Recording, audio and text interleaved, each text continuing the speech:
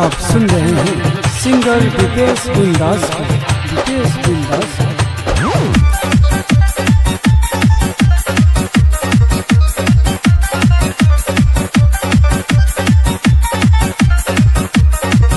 माता Shri recording studio Muzaffarpur. सुनो सुनो लड़की हम चलो तू शान से रख बचा के तू अपन सामान के। सुनो सुनो लड़की हम चलो तू शान से रख बचा के तू अपन सामान के। काहे चलो तारू सिनेमा के तानी ए मीना रानी दिल जानी हो तोहरा से हम कहतानी ए मीना रानी दिल जानी हो।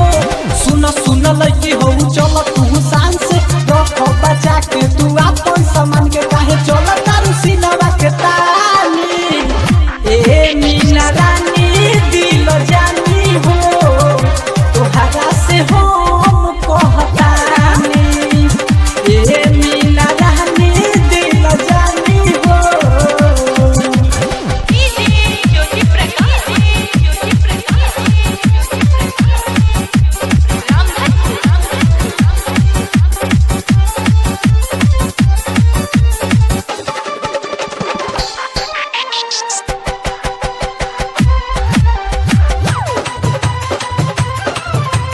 बाते तो हरु मरिया नादान हो काचे उमर में कसाई सामान हो।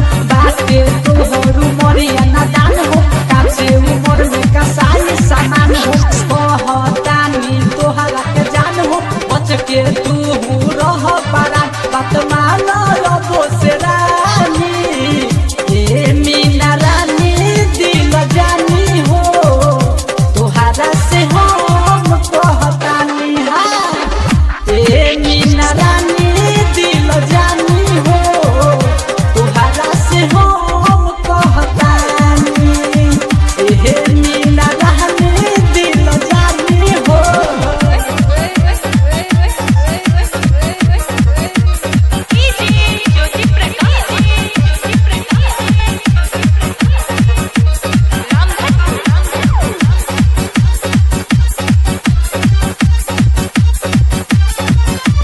कबू न कबू तू जइबू चुसाई सुन गोरी हो मलाई।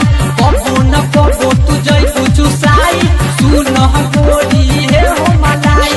केहू न तोहरा केहू बचाई ओह दिन तू जइबू सनाई। मुहवा तोहर बाटे गजबे नुरानी ए मीना रानी दिल जानी हो तोहरा से हम कहतानी हाँ ए मीना रानी दिल जानी हो तोहरा से हम कहतानी ए मीना रानी दिल जानी हो।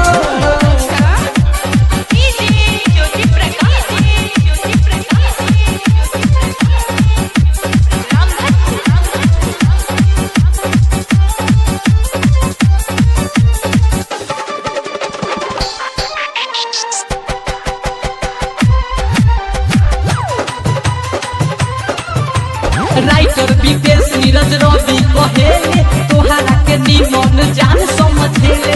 राइटर विकेश नीरज रवि कहेले तोहरा के निमन जान समझेले। विकेश बिंदास प्यार करेले तोरा जवानी पे पूरा मरिले रानी करिले हो जहार हो ए मीना रानी दिल जानी हो तोहरा से हम कहतानी हाँ ए मीना रानी दिल जानी हो तोहरा से हम कहतानी ए मीना रानी दिल जानी हो। का बुझलू माता श्री रिकॉर्डिंग स्टूडियो मुजफ्फरपुर।